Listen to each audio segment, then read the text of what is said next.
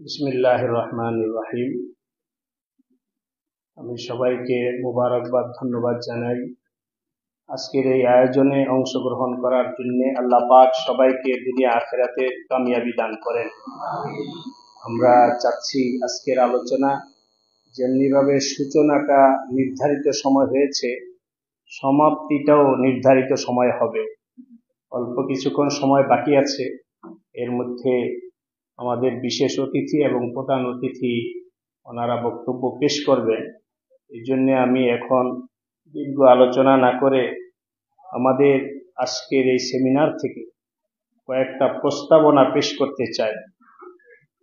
আলহামদুলিল্লাহ, আজকে আমাদের এই সেমিনারে সরকারের নীতি নির্ধারক ব্যক্তিবর্গগণ উপস্থিত আছেন।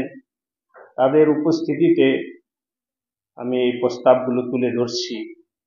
1 নাম্বার, ইমাম খতিবগণ, জনপ্রতিনিধি ও সুশীল সমাজের সমন্বয়ে সরকার যদি একটি কমিশন গঠন করে মাঠ পর্যায়ে মাদকতা বন্ধের উদ্যোগ গ্রহণ করতে পারে, তাহলে দেশ এই লানত অভিশপ্ত মহামারী থেকে মুক্তি পাবে। 2 নাম্বার প্রস্তাব, মাদকদ্রব্য উৎপাদন এবং চোরাচালানের ক্ষেত্রগুলো চিহ্নিত করে সেগুলো বন্ধের কার্যকরী পদক্ষেপ গ্রহণ করা। 3 নম্বর, মাদকদ্রব্য নিয়ন্ত্রণ আইনের যথাযথ প্রয়োগের ব্যাপারে আরও কার্যকরী ভূমিকা অনুষ্ঠিত করা। 4, মদের নেশার সাথে জড়িত অপরাধীদের বিচারে শরঈ আইনকে প্রাধান্য দেওয়া। 5 নম্বর, অবৈধ বার এবং মাদকদ্রব্য বিক্রয় কেন্দ্রগুলোকে বন্ধ করা। 6, বিদেশি অমুসলিম নাগরিকদের জন্য সরকারের লাইসেন্সধারী কোনো বিক্রয়কারী প্রতিষ্ঠান যেন শর্ত লঙ্ঘন করে অবৈধভাবে মদ নেশা দ্রব্য বিক্রি করতে না পারে, এই বিষয়টি কঠোরভাবে তদারকি ও নিয়ন্ত্রণ করা। অবৈধ কোনো প্রতিষ্ঠান নজরে আসলে সেগুলোকে বন্ধ এবং উচ্ছেদ করা।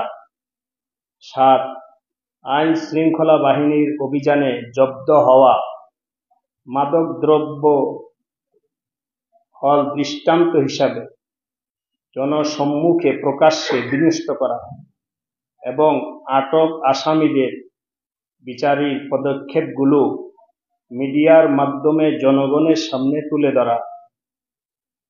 8, মাদকাসক্ত কয়েদিদের মানসিকতা পরিবর্তনের জন্য চিন্তাশীল আলেমদের সাপ্তাহিক অথবা পাক্ষিক কাউন্সিলের ব্যবস্থা গ্রহণ করা। আমরা আমাদের আলোচনা এগুলো সব উঠে আসছে। আল্লামা আব্দুর রাজ্জাক নদভী সাহেব বলেছেন, হাকিমুল উম্মত আশরাফ আলী থানভী রহমতুল্লাহ আলাইহির সোহবতে গিয়ে এক নজরে জিগার মুরাদাবাদী শুধু মদের আসক্তি ছাড়েন নাই, বরং যুগশ্রেষ্ঠ ওলিতে পরিণত হয়েছে। সুতরাং আমাদের এখানে অতিরিক্ত কারা মহাপরিদর্শক কর্নেল মোহাম্মদ মোস্তফা সাহেব কামাল সাহেব উপস্থিত আছেন। সবার সম্মুখে আমি আবেদন জানাচ্ছি, কারাগারগুলো তো সংশোধনাগার, সুতরাং কয়েদি যারা আছে তারা যেন সেখান থেকে সংশোধন হয়ে বের হতে পারে। এর জন্যে উলামায়ে কেরামের মাধ্যমে তাদেরকে আখিরাত মুখী বানানোর জন্য পদক্ষেপ গ্রহণ করা। 9, মাদকাসক্ত পুনর্বাসনের ব্যবস্থা করা। আরও যত সুন্দর কার্যকরী ভূমিকা হতে পারে, আল্লাহ পাক আলেম ওলামা, দেশের প্রশাসন সবার সমন্বয়ে এই দেশকে সুন্দর দেশে পরিণত করার তৌফিক দান করেন। সুস্থ যুব, সুস্থ দেশ, মাদক মুক্ত বাংলাদেশ। আল্লাহ পাক আজকের সেমিনারকে কবুল করেন।